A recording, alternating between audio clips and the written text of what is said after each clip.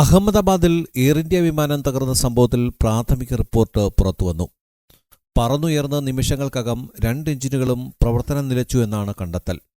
Aircraft accident investigation ബ്യൂറോയാണ് report പുറത്തുവിട്ടിരിക്കുന്നത്. എഞ്ചിനിലേക്ക് ഇന്ധനം പോകുന്ന സംവിധാനത്തിന്റെ പ്രവർത്തനം താളം തെറ്റിയതാണ് 2 എഞ്ചിനുകളും തകരാൻ കാരണമെന്നാണ് നിഗമനം. ജൂൺ 12-ന് എയർ ഇന്ത്യ ഡ്രീംലൈനർ വിമാനം തകർന്നുണ്ടായ അപകടത്തിൽ 260 പേരാണ് മരിച്ചത്.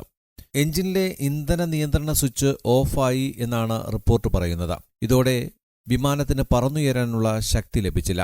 കോക്പിറ്റിലെ പൈലറ്റുമാരുടെ സംഭാഷണവും പുറത്തുവന്നു.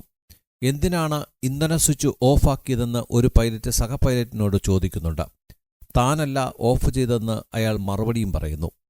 ഏതു പൈലറ്റാണ് ഇത്തരത്തിൽ മറുപടി പറഞ്ഞതെന്നും വ്യക്തമല്ല. വിമാനം ടേക്ക് ഓഫ് ചെയ്യുന്ന സമയത്ത് സഹ പൈലറ്റാണ് വിമാനം നിയന്ത്രിച്ചിരുന്നത്. പ്രധാന പൈലറ്റ് അത് നിയന്ത്രിക്കുകയായിരുന്നു. 2 എഞ്ചിനിലേക്കുമുള്ള സ്വിച്ചുകൾ 1 സെക്കൻഡ് വ്യത്യാസത്തിലാണ് ഓഫ് പൊസിഷനിലേക്ക് മാറിയത്. ഇതോടെ വിമാനത്തിന് പറന്നുയരാനുള്ള ശക്തി നഷ്ടപ്പെട്ടു. സ്വിച്ച് ഉടൻ തന്നെ പൂർവ്വസ്ഥിതിയിലേക്ക് മാറി. ഒരു എഞ്ചിൻ വീണ്ടും പ്രവർത്തനം ആരംഭിച്ചു. 4 സെക്കൻഡുകൾക്ക് ശേഷം രണ്ടാമത്തെ സ്വിച്ചും ഓണായി. എന്നാൽ രണ്ടാമത്തെ എഞ്ചിന് പറന്നുയരാനുള്ള ശക്തി ലഭിച്ചിരുന്നില്ല. വിമാനത്തിൽ പക്ഷി ഇടിച്ചിട്ടില്ല, മറ്റു തകരാറുകളുമില്ല. കാലാവസ്ഥ അനുകൂലമായിരുന്നുവെന്നും റിപ്പോർട്ടിൽ പറയുന്നു. National desk, time we news.